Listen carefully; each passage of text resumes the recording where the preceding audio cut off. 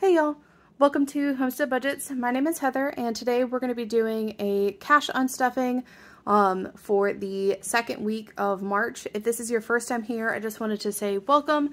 I am fully self-employed. I have two businesses that all of this income comes from, and my priority right now is working towards saving up for our IVF treatments, which are coming up soon. So a majority of this is kind of geared towards that, but I also do lots of cash budgeting and stuffing and things like that for variable income since I am self-employed. So that's kind of what goes on over here on this channel. If you're new, I would love if you would subscribe and stick around to see what we have going on. I know the next couple of months is going to be exciting. We should be starting our IVF here, I would hope in the next couple of weeks. So that will be very exciting, as well as farmers markets are starting to come up. So, yeah, I'm excited to kind of take y'all along the budgeting side of all of that. But today we're going to be doing an unstuffing video. So these videos, I go through my cash envelopes and anything that I've spent on a debit card that has come out of my checking account buffer that I cash stuff for. This is where I go through and pull those amounts out of my cash envelope so that way I can pay my buffer back, as well as I do pull out any bills that are like coming up in the next week, so that way I know that they are there and ready for whenever those get drafted. So we're going to go ahead and get into it. I will also be unstuffing the debt envelope that I have for this week, so that is very exciting. We're going to start off in my everyday binder, and we are going to pull $20 out of spending, and we're off to a great start because I do not have change for that.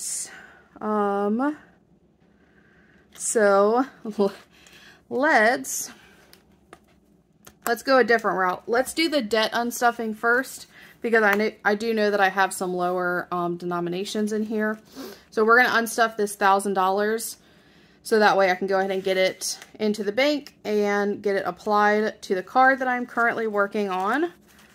So I'll go ahead and get this account and get it kind of set up, and then hopefully we can use this to make some change in some other envelopes.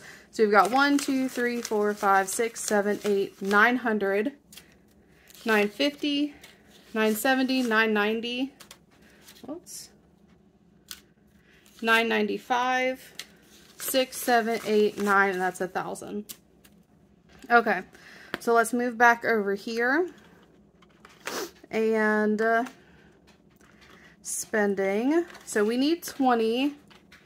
So we're going to drop that, grab a 25, 6, 7, 8, 9, 10. So we'll keep that in spending. Now, I know that I also need change for pets, which is the only other one that I need to pull out of here. So what I'm going to do is I am going to change these two 10s that are in dining out for a 20. So that way I have change for my pet envelope. Okay, so out of here, I need to unstuff $50, and we have 60, so one of those 10s will be going back. And actually, I know that this is like really roundabout, but both of these 10s are very, very flimsy, and these 5s and 1s aren't.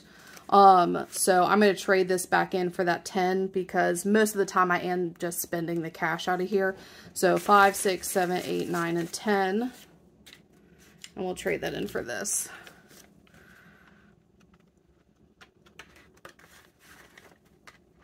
All right.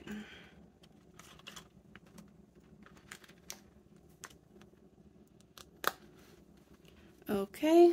And then we are going to be unstuffing from our homestead binder. I need the $50 out of bulk shopping. I will be doing shopping for the market this weekend for some of my sourdough bread. So I'm just going to go ahead and put this in my wallet so that way it's ready for that. And then I believe that's it out of here. Yes. So next will be out of my business envelope, which is where I'll be unstuffing quite a bit. I'm going to unstuff gas, so that way I can apply that towards my gas card for the week. And then I need $75 out of growth. And these were just for some supplies for, like I said, the markets that I do.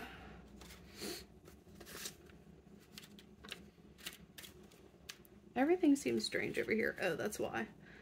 It's like, man, the 20s and the 50s seem very close to each other. All right. So we still have 50 left in growth, which I think, I'm just being particular. I'm going to keep a nicer 50 in there and take that other 50 back to the bank. And then we're going to be unstuffing the $100 in cell phone.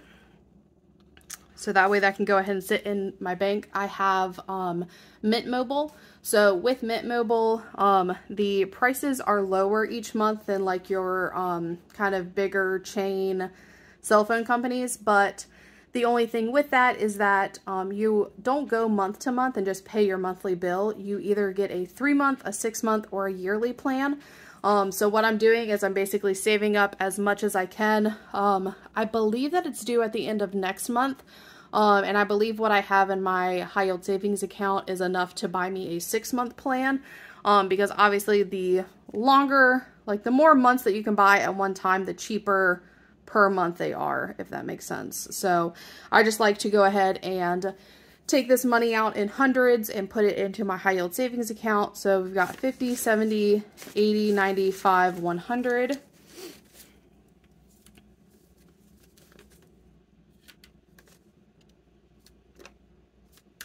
Okay. And then I believe that is all for the unstuffing. My unstuffings always go pretty quickly when I don't have a cash condensing. So we're just going to go ahead and give this a count. So we've got 1, 2, 3, 4, 5, sorry, 1, 2, 3, 4, 5, 6, 7, 8, 9, 50, 1,000, 50, 1,100, 1,150, 70, 90, 1,210, 1,230, 1,250, 1,270, 1,290, that's 1,300, 1,310, 1,320, 5, 35, 40, 1, 2, 3, 4, and 5. So 1,345 is going back to the bank. A majority of that is going towards a debt payment, and the rest will be going into my account to either pay back for transactions that have already occurred or be set up for transactions that are going to occur over the next week. So I hope that y'all enjoyed this little short one, and I hope that you have a wonderful weekend, and I will see y'all again next week. Bye, y'all.